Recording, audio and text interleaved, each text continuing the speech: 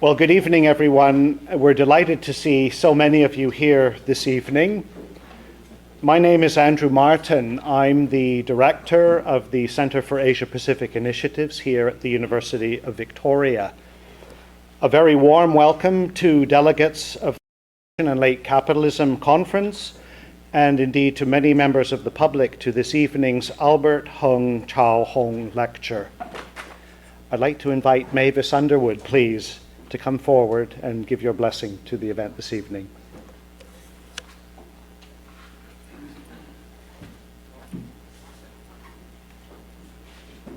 I didn't use the microphone yesterday, but I think I'll just go in front of it.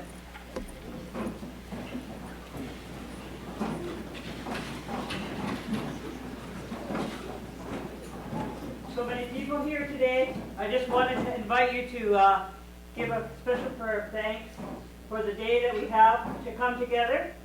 And I wanted to just tell you a little bit about our area and to leave you with a way of praying. Because I think everybody in this world, at some point in their life, needs a little prayer to restore hope and energy and faith in humanity. And so that a way that we have of praying that can really help everyone is to, when you take your walk, and you take a walk in the woods here, really beautiful, the campus is here, and the plants are alive for you, they're healing for you. And so that you're to reach your hands out as you walk along and you brush them, and you actually brush off a lot of the negativity, the energy, the things that are weighing you down. It gets brushed off with that. And then if you see a cedar, like some people actually take a branch from the cedar, you don't have to do that. You can actually just take the cedar branch down to you, and you can say your prayer, and then when you let go of the branch and it flies up, it takes your prayer. It takes your prayer up to either your creator, to your ancestors that are watching over you, whoever you might need to give you that help to restore your strength again so that you can carry on with the new day. And yesterday I talked a little bit about the directions of prayer, so that when you begin your prayer and you face the east, you give thanks for that opportunity to have a new start, a new beginning, that chance when you screwed up yesterday, but today you wake up and it's a new day and you give thanks for that new day and you hope you don't screw up again. You look to the west, and that's the direction of going to sleep. The sun's going down. You ask for that rest that you need to recover, to dream good dreams, to dream solutions. And then when you turn to the north, that's the direction of your ancestors. That's the ones who have all gone before you. And maybe it's the ancient ones, maybe it's young ones, but it's everybody that is important to you is in that northern region, and they're looking down, they have hope for you. So you're looking to the north for that, and you're asking for them to always be there for you, that you always be part of your life, to be that hope that you need, to be those prayers that you need, to have that watchfulness that you need to have a good life. And then the south, it's always that future direction.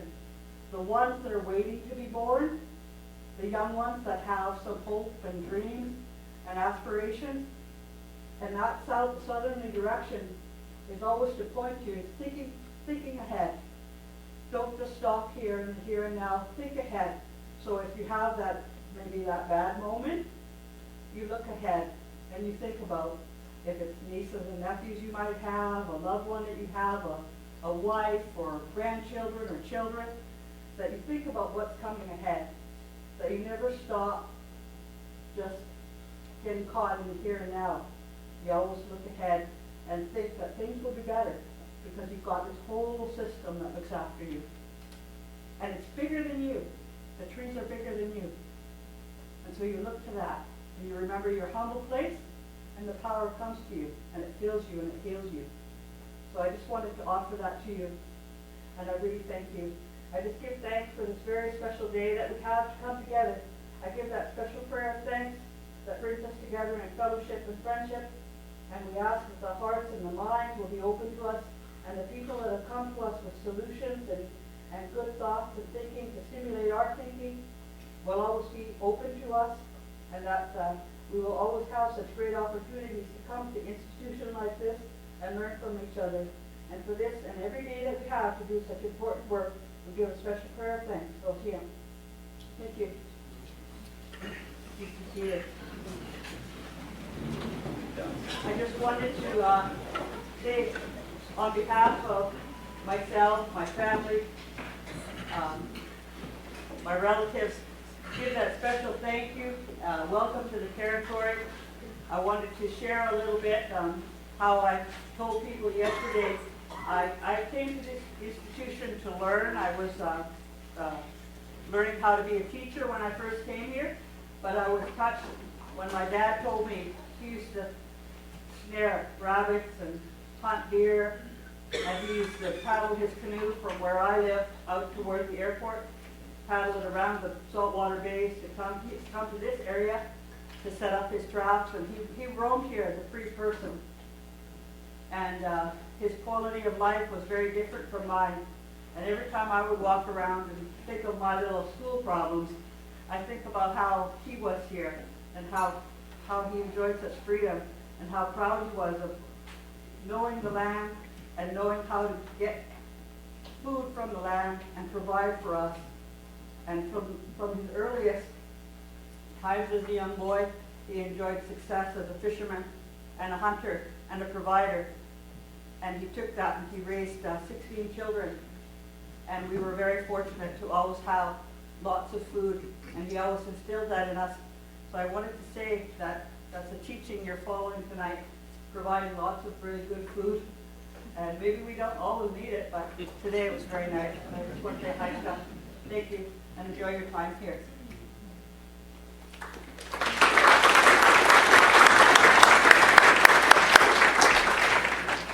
Thank you, Mavis, very much for your moving and inspiring words. The Running Wolves drumming group will now give us a small performance, please.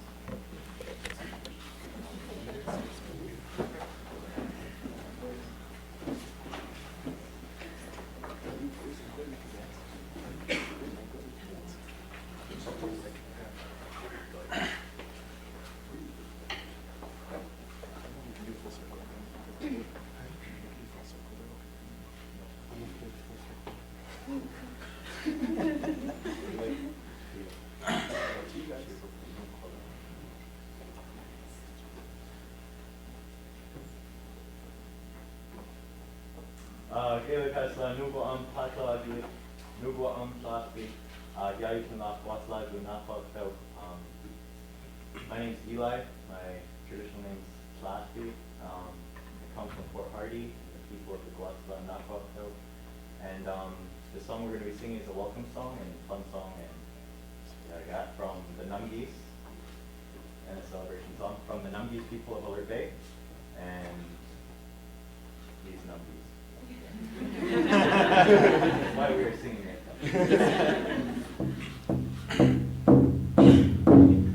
Oh,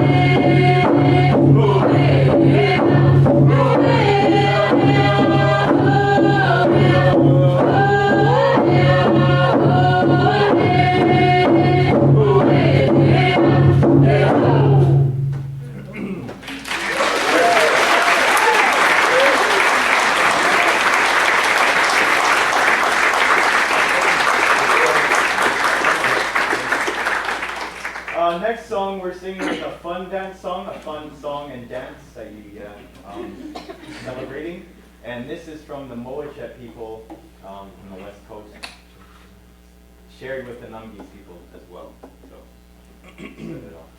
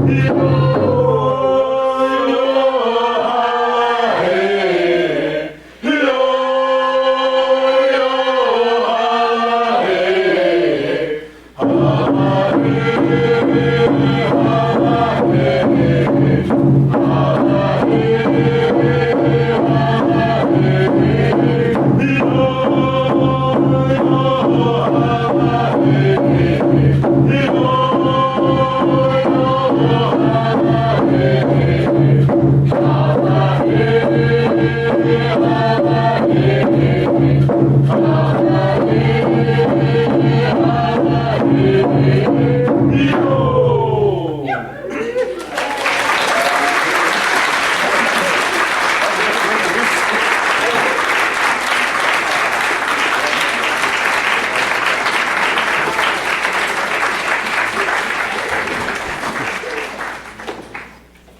Running Wolves Drum Group. Wow, thank you very much indeed. I've been asked to say a very few words about the Centre for Asia Pacific Initiatives, which is a key component of the University of Victoria's efforts to deepen our connections with the Asia Pacific region. Through the work of our 3 chairs, innovative programming, CAPI is a catalyst for the creation, mobilization of knowledge and about issues affecting the region, and for deepening our understanding of the implications for Canada and the rest of the world. On behalf of the Centre for Asia Pacific Initiatives and the University of Victoria, I wish to again acknowledge and thank a few individuals whose dedication and hard work have made possible a hugely successful conference so far and more tomorrow, including our event this evening. May I please ask that you hold your applause until after I've mentioned the following names. The Conference Programme Committee, chaired by Anna Lee Lepp. Others serving on that committee, Jennifer Smith, Leslie Butt, Feng Xu, and Helen Lansdowne. Thank you very much for your efforts.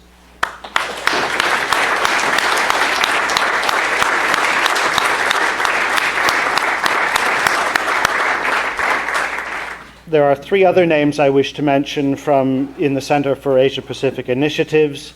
They are the glue that hold this event and indeed the conference together. Christina Harris, Shannon Bowie, and Kasana Kelly, whom I think most of you already know. Thank you very, very much for all your work.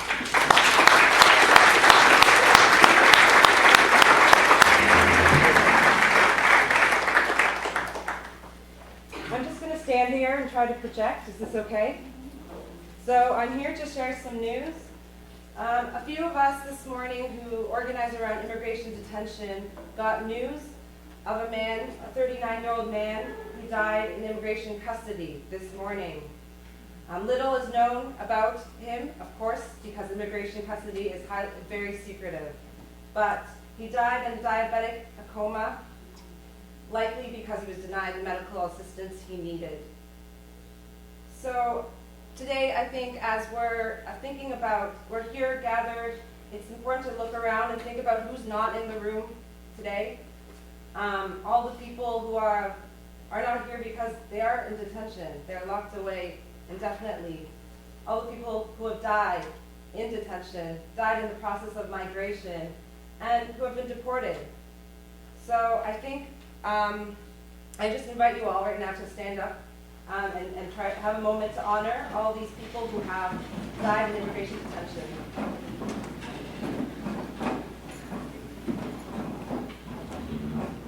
So I'd like you all to repeat after the names.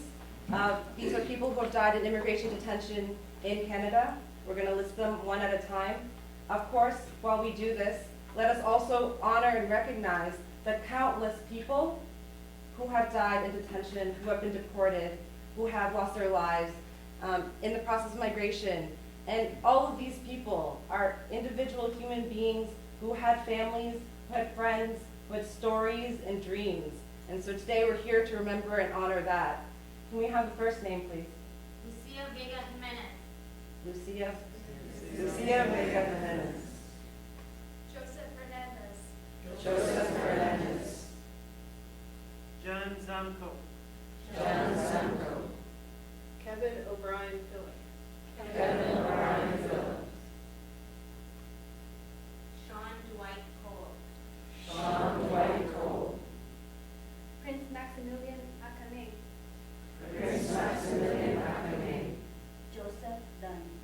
Joseph Dunn. Sheikh Kudrat. And the final name, the man who died today, is Abdi H. So now I'd like to invite Elder Mavis to come and just lead us in a prayer and a short moment of silence.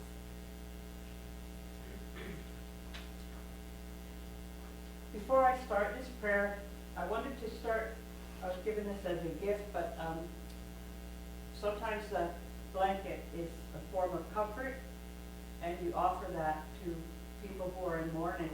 So a lot of times in a gathering like this, it'll come around and it'll come back to people who need that handkerchief, that comfort. So I was going to start it here, and while we do the prayer, I think it just be moved around to everyone, so that your prayer, your good thoughts are in there. I'll just start it up here.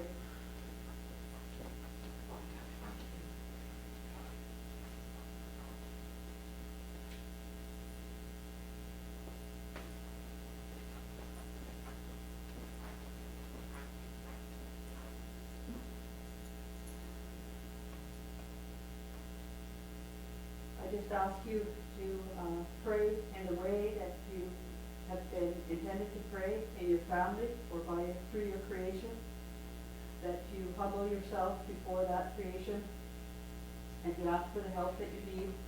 We ask a special blessing for each and every one of us, humankind, who has been touched by the events that have transpired, the knowledge that we have gained through coming together. We understand that there's been loss of life recently, but always previously as well. And we understand that people are hurting, and the people who are witnessing that hurt as well are hurting. And we ask for that strong hand of protection and comfort to be around, to help people as they need help. We ask that there be some guidance and some wisdom into the hearts and minds of people who are making decisions, that they will learn to do the good and right thing for humankind, that we will stop seeing such inhumanity in civilized countries. We will start to see people reaching out that good hand of kindness, gentleness, compassion, and wisdom, that our leaders will lead with great wisdom, and that we ask for that special protection for the ones that are doing the work of enlightening us, of bringing our minds and hearts and attention to such an important consideration, that they have that protection and they have the answers and they have the rest that they need to continue to do such important work. And for the one that's gone today, we ask that blessing, that their spirit is at rest, that their families will be comforted so far away, and that we ask this passing was not in vain. We pray for the answers that we need, and for this day and every day that we have to offer prayer and to enjoy our lives as good and free people. We give a special prayer of thanks for him.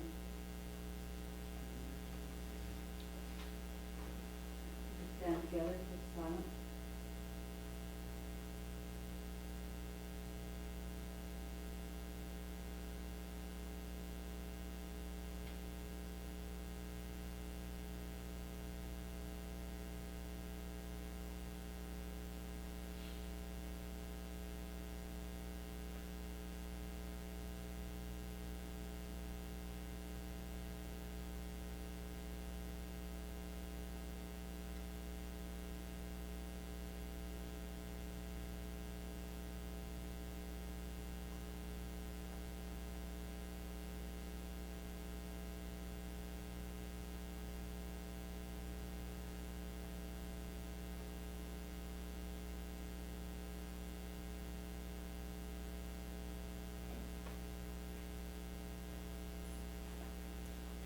Thank you.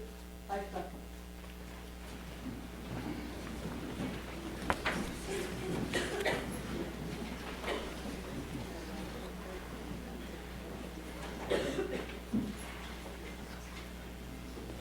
Our keynote lecture this evening is made possible through the very generous support of Dr. Albert Hung Chao Hong.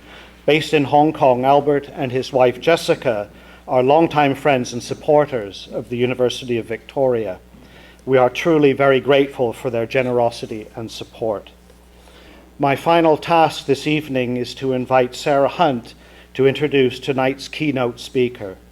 Joining us this evening from Vancouver Island University, Sarah Hunt is a member of the Kwakwaka'wakw Nation from the Kwagiulth community in Tsaxis. Sarah, please.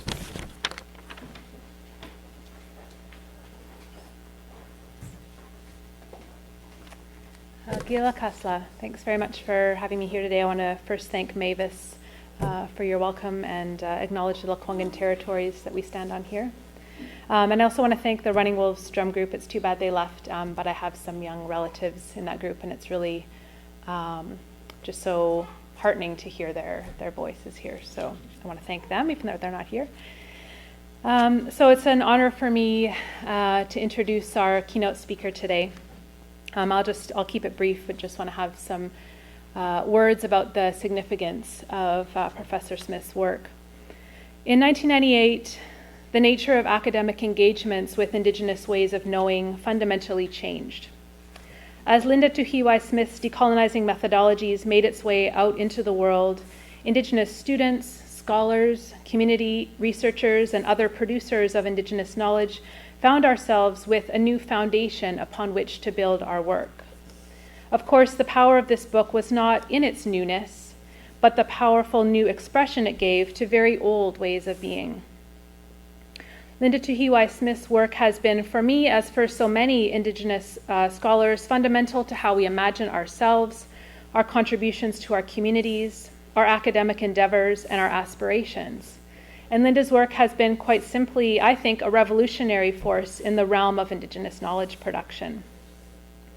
Decolonizing methodologies told the truths about the extractive, oppressive, colonial nature of research processes on and about Indigenous peoples the world over historically, such that research had become, as she wrote, a dirty word in many of our communities.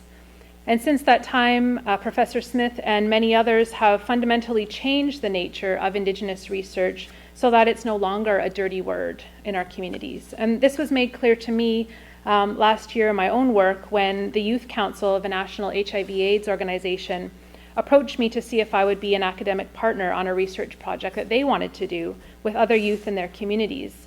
They had a question about how youth responded to programs targeting youth who were deemed to be at risk. Then they thought that research would be a good way to answer their question. Indigenous youth, they framed the research questions, they co-wrote the grant, they're carrying out the interviews, they will be interpreting what their findings are and writing them up and sharing them with their communities. And as an activist and somewhat reluctant academic, this gives me a lot of hope for how we can and are using research today to shift power into the hands of community members. So in the years since it was first published, Decolonizing Methodologies has inspired a growing field of scholarship and community resources focused on the development of methodologies which emerged from Indigenous ways of being in relation. And Professor Smith continues to vibrantly contribute to so many areas of Indigenous education, research, and teaching rooted in her Maori teachings, but extending to the decolonial and resurgent efforts of Indigenous people the world over. Professor Smith has many significant affiliations and recognitions that are listed in her biography in the program. So for the sake of time, I won't list them all. You can see them there. But I want to just mention a few of them. So she is Professor of Education and Maori Development, Pro-Vice Chancellor Maori, and Dean of the School of Maori and Pacific Development, as well as the founding director of Te Kotahi Research Institute at the University of Waikato in New Zealand. She is the president of the New Zealand Association for Research and Education, a member of the Marsden Fund Council, and convener of the Social Science Assessment Panel, and she's also a member of the Royal Society of New Zealand. And she's worked in the field of Maori education and health for many years and is renowned, as I said, for her work in kaupapa Maori research. And in addition to her best-selling book, Decolonizing Methodologies, Professor Smith has published widely in numerous journals and books.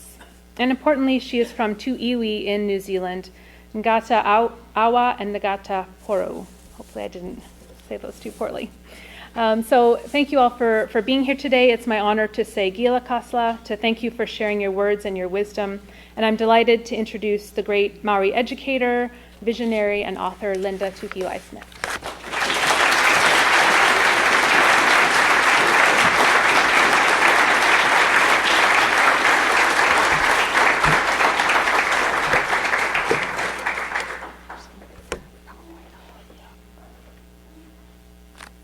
Tēnā koutou katoa, greetings. I hope you're wide awake. And please don't go to sleep because I can see you. I would like to begin by acknowledging the land and the ocean, the land that I'm on, the territories that I'm on, and the First Nations people whose territory this is. But I also want to acknowledge the ocean, the Pacific Ocean that joins my land with this land. I would like to thank Mavis for being with us for the last 2 days, and it's been great getting to know you, Mavis. Also the Running Walls drumming group, that was very stirring, and it did actually wake me up. And the Centre for Asia Pacific Initiatives for bringing me here today. Some of you have been at the conference all day, and I want to thank all of you for the long day and for your thought-provoking panel sessions that we shared today. And some of you have arrived for this lecture, and hopefully it was worth the visit. So I'm going to start by taking you on a journey. And so I want you to get into journey mode. And I'm going to start with my land, my mountain, and my ocean. So this is where I'm from. And this is on the East Cape of the North Island of New Zealand. And obviously the photograph is taken from out at sea. I live in the foothills of this land, there. And you will see that it is remote, isolated. It's a farm. And where I live, you either farm or there's nothing else to do. There is no other work, there's no employment. Generally, people who want their children to be educated send them away. So we have a history of generations being sent away to school and not returning home. In recent times, many of our people have migrated to Australia. So the Māori population in New Zealand is just under 700,000 Māori who live in New Zealand. In Australia, there are 128,000 Māori. Many of those have travelled there in the last 10 years. They've travelled there to seek work, to seek a good life, to seek opportunities for their families that they can't get in our areas, in the region that we come from. And that has a huge impact as a family when half your family lives in another country. But the story gets more complicated. They go mostly into the mines, working in the mining area or the extractive industries of Western Australia and Queensland. They would be the two states of Australia that most Māori have migrated to recently. And of course, Australia is the land of another Indigenous people, the Aborigines. There are Māori there doing a haka in Australia. Now, haka is one of our dances. And so they've made their home there as labourers, truck drivers, miners. They left home, most of the men with very low school qualifications or none, very low literacy and numeracy, but were prepared to work hard and to take their families with them. But it is, as I said, the home of other communities who've lived there for at least 40,000 years, the home of Aborigines. At the beginning of this year,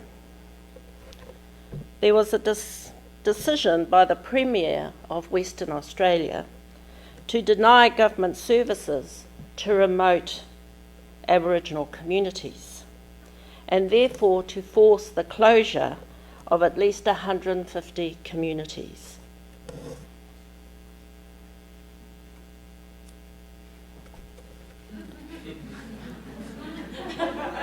The Western Australian response came about because the federal government of Australia had decided to devolve to states the looking after of remote communities. So the federal government that used to do it devolved that responsibility to states. Now, Western Australia is the wealthiest state in Australia, and they decided that they could not afford to keep these communities open by providing them with services. But let's move north, further, into the straits between Indonesia and Malaysia. And recently we saw on the news the terrible plight of Rohingya peoples basically been set adrift. Neither the Thai or the Indonesians or the Malaysians would take them in. They gave them food and continued to allow the boats to drift. The Rohingya people come from the northern part of Burma, from the state of Arakan, and according to some accounts have been there since the 14th century. But obviously the British Empire interfered greatly with where that border might be. When the military junta took over in Myanmar, they then denied citizenship to the Rohingya and made them stateless. People smugglers have been active in trying to support these people to get out of Myanmar. But the price of escaping, the price of getting out, has been high. And obviously some have argued that they were economic refugees. But it sounds very much as if there were two kinds of refugees in the boats, some from Bangladesh who were labourers seeking employment, and those who were refugees from Myanmar. Let's travel further into the Pacific. This is part of the island and reef atoll of Tuvalu. The average height of the land in Tuvalu is 2 metres above sea level.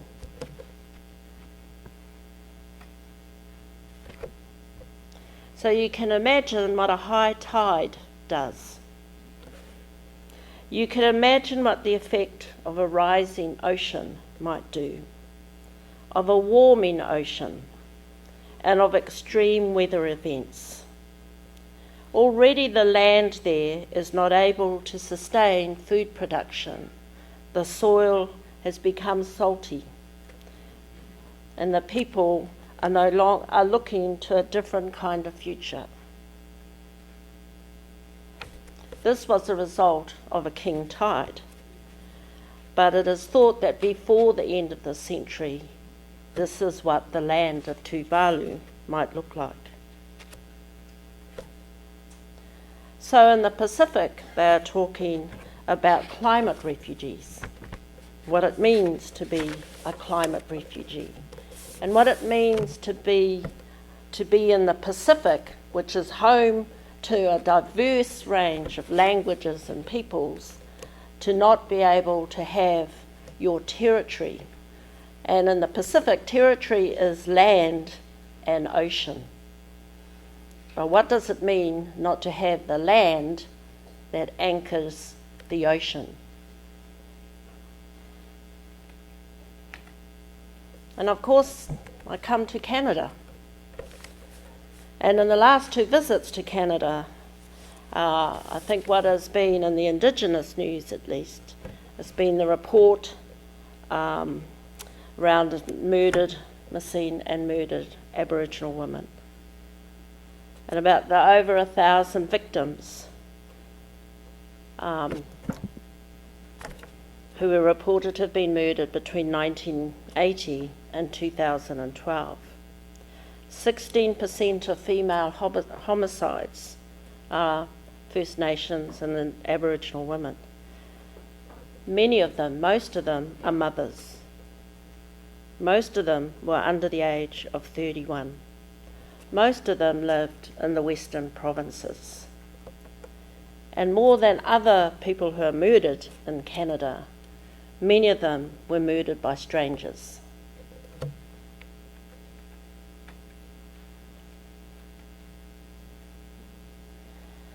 So those are 5 just little trips around the Pacific. We could go around the entire Pacific and tell similar sorts of stories. So what I want to turn to now is to briefly canvass what I hope you all know about, which is colonialism and colonisation as a starting point for how we make sense of what are contemporary movements that I've just described. And I think I always want to start with land, because land is what, for most Indigenous people, is where we come from. It's our identity. The connection to land, it is everything. To not be connected to land is to only be a half being. It is so essential to our identity. And so the removal from land, displacement from land, having to move away from home, not belonging to land, and having kind of different sorts of relationship to land, which you think is your land, but actually the government owns your land, or maybe a mining company owns your land, that this is a kind of a huge feature of what's happening. And I'm going to come back to that later. You'll also be familiar with the wide range of strategies that were used in colonisation for the destruction of language and culture and the destruction of that connection to land.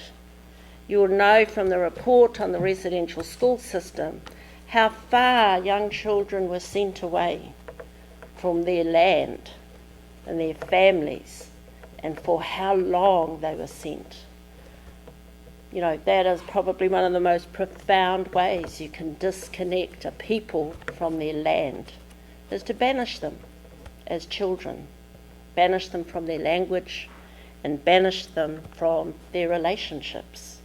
So no wonder, in Canada at least, there's been a huge, every visit I've made for all my life coming to Canada since 1972, the story of the residential school system has been this profound story of the First Nations and Aboriginal peoples of Canada.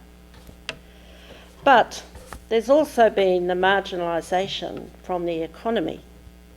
There's also been dealing with the day-to-day microaggressions of racism and sexism, let alone the major aggressions of racist policies and practices. There's been the intergenerational effects of trauma. There's been the effects of post-residential education.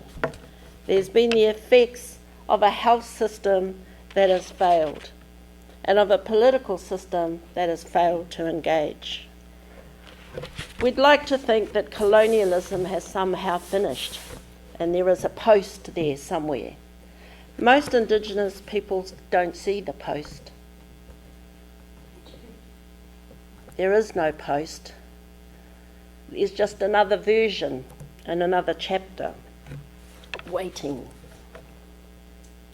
What I want to turn to now is to kind of begin to think about the framing of these issues within our region and within particular nation states. When Tony Abbott, the Prime Minister of Australia, was asked about the closing of Aboriginal communities, this is what he said. What we can't do is endlessly subsidise lifestyle choices if those lifestyle choices are not conducive to the kind of full participation in Australian society that everyone should have. If people choose to live miles away from where there's a school, well, to Abbott, the cost of providing services is out of all proportion to the benefits being delivered. Here's Stephen Harper on the request for an inquiry into murdered Aboriginal women. It isn't really high on our radar, to be honest. Our ministers will continue to dialogue, how very Canadian, with those who are connected, who are concerned about this. We should not view this as the sociological phenomenon. We should view this as a crime. So the point of these is that actually within both those are probably a good analysis of neoliberal discourse. But more than that, the way many of these issues are framed in the national and local level makes them seem unique, as if it is just a Canada issue, just an Australian issue, just a New Zealand issue. You know, it's unique, and the people who are the focus of this, in other words, Aboriginal people, First Nations people, the Indigenous people, that somehow what is happening to them is their fault, that it's got actually something to do with them. They're not engaging. They're choosing a lifestyle of being marginalised and poor. They're choosing a lifestyle by living in their own lands. They're choosing a lifestyle because they go and seek work somewhere else. So the way those are framed in each country, I think, is really interesting and raises issues around, or raises some kind of interesting ideas about how, for example, we think about citizenship and who is a citizen and how citizenship is understood today in the 21st century, and to what extent Indigenous peoples are considered citizens.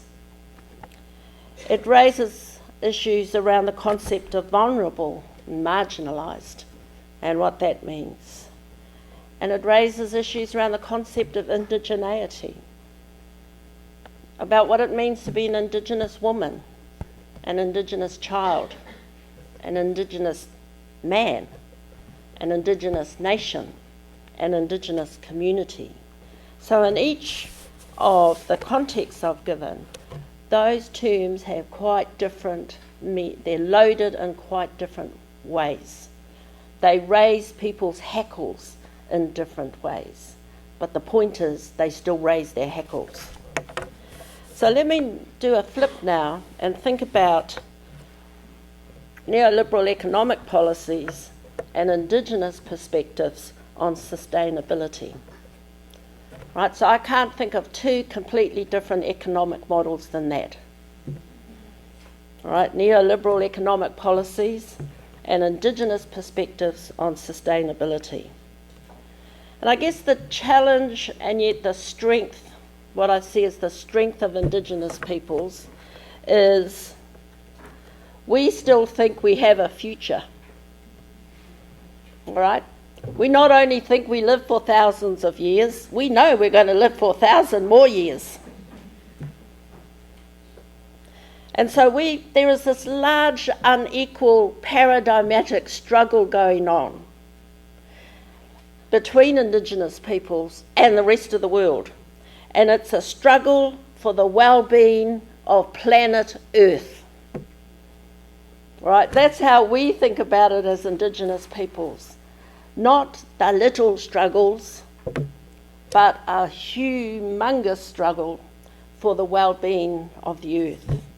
And so our views of sustainability are really about how do we as humans live well with the earth? How do we live as good people, responsible, ethical in our environment? How do we produce intergenerational sustainability? How can we share resources so that we can all live well? How can we ensure that other living beings also live well? How do we understand wealth, not just as money or as economic returns or as economic assets, but how do we understand wealth as a wonderful environment, as a social system that we imagine treats us all as well, that we are well people, not sick people? How do we imagine wealth as cultural wealth? How do we measure well-being? Do we measure it around language revitalisation? Do we measure it in terms of the health and well-being of Indigenous knowledge?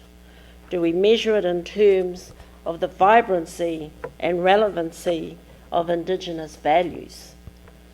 So it seems to me, when we're thinking about sustainability in the Indigenous world, it often puts us at a collision course with many neoliberal economic policies. Having said that, it also puts us into a contradictory position when we try to make sense of our lives as families and as individuals in our respective communities. So I want to move now and talk about this idea of neoliberal indigeneity. And I draw from some of the work that's been done, in particular in Latin America, where they talk about neoliberal multiculturalism. And I've drilled down and thinking about that in terms of neoliberalism and indigeneity.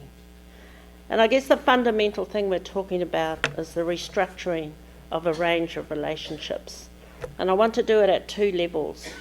First level is around the concept of Indigenous nation, tribe, or community. In other words, a collective.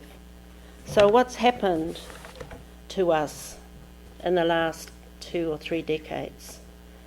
Let's go back to land. But let's not just talk about land. Let's talk about land and genetic resources. Let's talk about what our governments have signed up to in terms of trade agreements.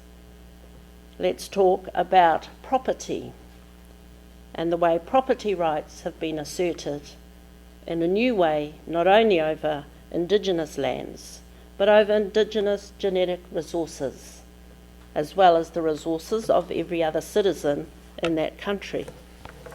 Let's talk about concepts of the wilderness and of conservation, which many of us kind of feel proud that that's been, it's good to come from nations that value conservation. But what's under the land? And who has access to what's under that land? Who has access to mining and drilling? So it seems to me there's this new shift, or this shift around land and around property. It's a different kind of land grab than what occurred maybe 200 years ago, 300 years ago. It's a cunning land grab, because when you close Aboriginal communities in the north and remote areas of Western Australia, you create a new terra nullius, a new empty land. And who might be interested, do you think, in that new empty land? Well, of course. It's the biggest, it's the state with the largest number of mines. And there's still this desire to mine most of Western Australia. But it's not just about Australia. Similar things are happening in New Zealand, and I suspect similar things are happening here in Canada, where, for example, might they want to put pipelines in Canada? Over whose front lawns may they want to put a pipeline? So what does that, in terms of thinking about land, that reworking of, that relationship between Indigenous peoples and land, and between the treaties that they had about that land. Because there are a number of strategies, I think, that are being used to remove or to disconnect people from their land. One is around property rights, and at one level it's about settling property rights of collectives. So some of the treaty settlements in New Zealand, and I suspect some of the treaty settlements in Canada, have settled certain collective property rights. But what that does is fix those rights, and then there's a whole lot of other property relationships that are then up for grabs. It is a shift in that relationship of sovereign to sovereign nation to sovereign nation agreements. And it's shifted to sort of indigenous corporate entity to corporation entity, or indigenous entity to subcontractor identity. So the relationship which used to be around sovereignty, a sovereign nation dealing with a sovereign nation, has collapsed somewhat to different forms of sovereignty which are not quite what Indigenous people understand as sovereignty. But also, in New Zealand we use the word partner when we talk about the Crown. Our partner is useless. Our partner is giving away their sovereignty. They're signing up to trade agreements that compromise theirs and therefore our sovereignty. They're weak. All right, as soon as they can turn the corner, they want to abrogate the very settlements they've just negotiated. All right. So I think that's real in a number of current contexts. So in New Zealand today, yesterday, in the last week, the government decided they would open up some land in Auckland for housing. They forgot it wasn't their land. They forgot that in the settlement they'd given what's called a first right of refusal to the tribes that they settled with. And of course their response to that is a little bit like Stephen Harper's response. Oh, well, it's not really a priority at the moment to honour those agreements. So in other words, I think at that sovereign to sovereign relationship, there is a kind of new reality that is at work. And it is a new neoliberal reality in terms of how nations and tribes relate and interact with the Crown, if I put it like that. What their status is in relation to the Crown, and who the Crown actually is. Is it a hollow crown, or is it a real crown that actually is sovereign in Canada and in New Zealand and in Australia? So I think there have been some fundamental shifts just at that nation-to-nation level. But let me move down to the individual level. Because when members of my family decide as a family that they're going to move to Australia for work, at one level it looks like their choice. They're choosing a lifestyle. But are they choosing a lifestyle? What's actually the choice? Right, and it's the same question with the refugees, Rohingya refugees. What's the choice? Right, is the choice to shrivel and die, or is the choice to survive? Is the choice to stay and wither away, or is the choice to move and try and start a new life. So the kind of concept of choice here is really important, because I think, as Tony Abbott has said, Indigenous people, they like the idea that we're making choices. But they're constructing those choices. The other thing they do is, oh, you made a bad choice. It's your fault you're poor. The latest one in New Zealand are people who are dying because their homes are not insulated and they're living in poverty. And so one of our ministers has said, we can't do anything about people who die with respiratory illness because their homes are not well insulated. It's got nothing to do with this. It's not high on our agenda. So that brings me to talk then about the value of an Indigenous life. What is the value in Canada of an Indigenous woman's life? What is the value in Australia of an Indigenous woman's life? What is the value in New Zealand of an Indigenous woman's life?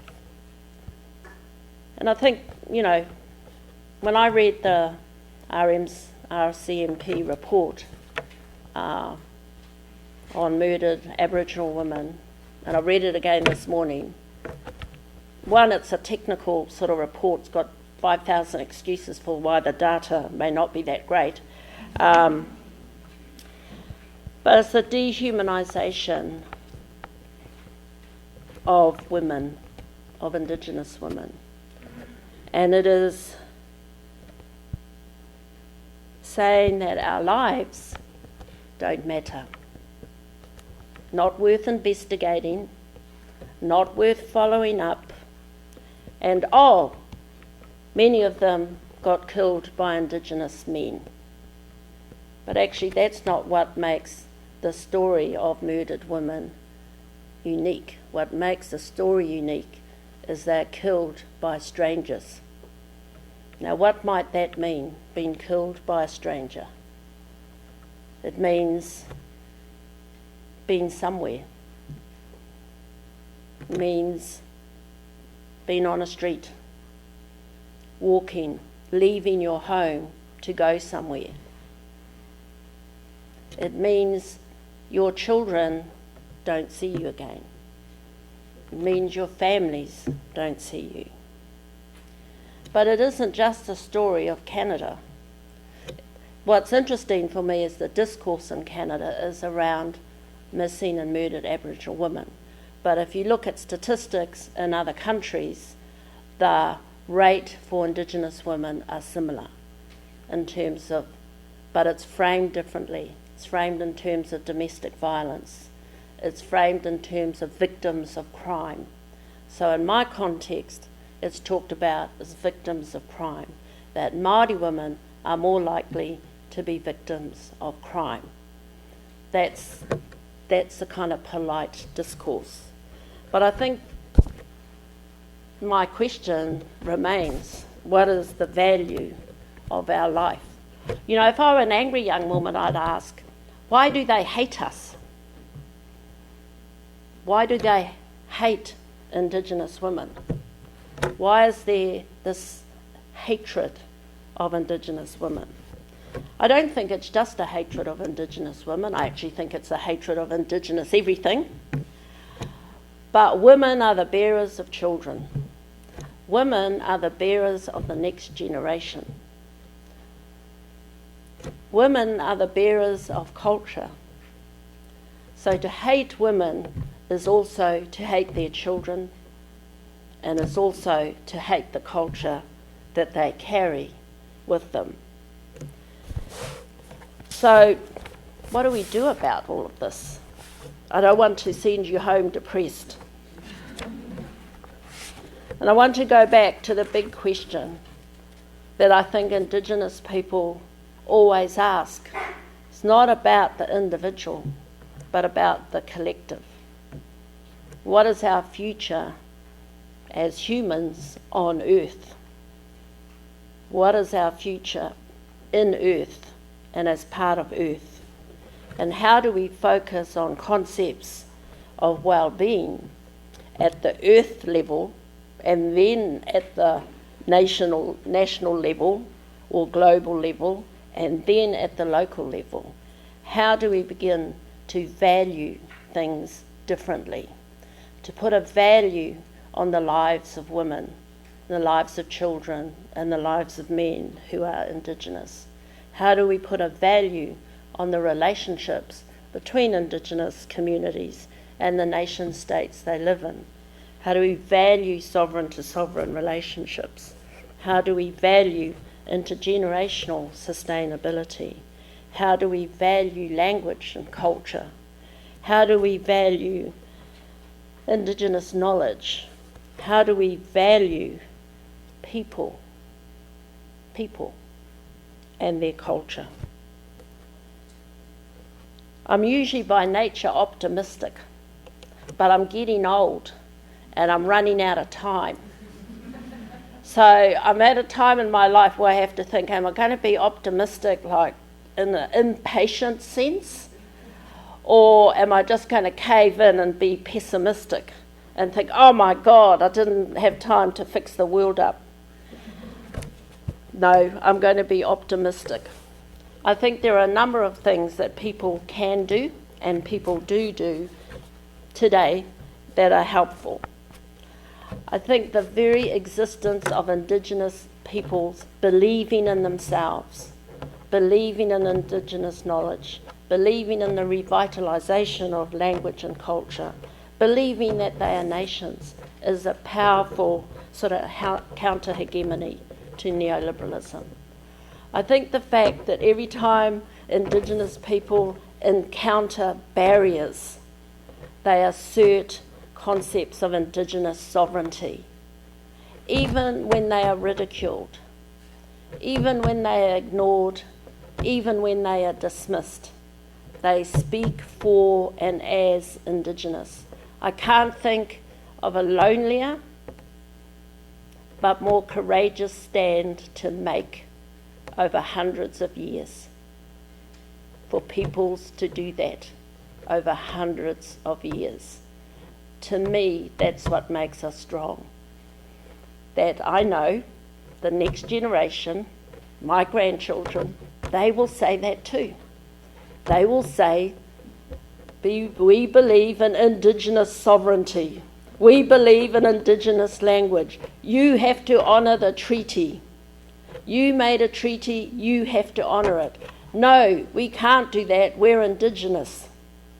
It seems to me that's the most powerful thing we can continue to do, is to assert that sort of fundamental. I know it annoys people because it's like, it's an essentialist position.